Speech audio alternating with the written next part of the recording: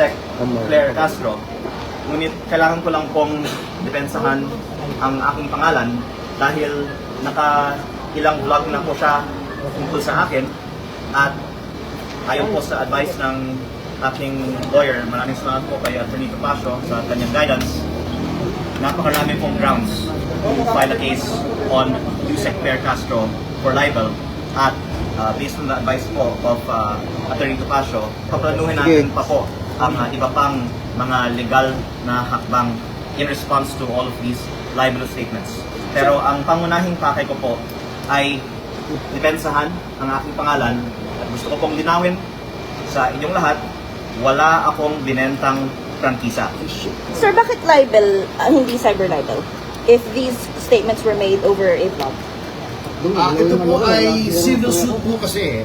Yung cyber libel is in connection with the libel law under the revised penal code.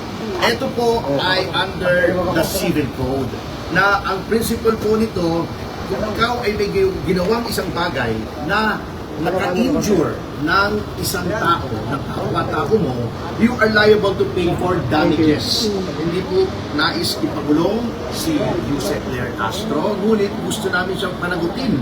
Unang-una, sapagkat may ginawa siya mali para sa aming opinion, at pangalawa, to vindicate yung good name and reputation of my client na sinira po niya with malice. Kasi, kanina po, natanong niyo, hindi ba may freedom of expression? Yes, but that is not absolute. Ito po ay hindi lamang exercise ng freedom of expression ng isang journalist o isang pangkaraniwang mamamayan.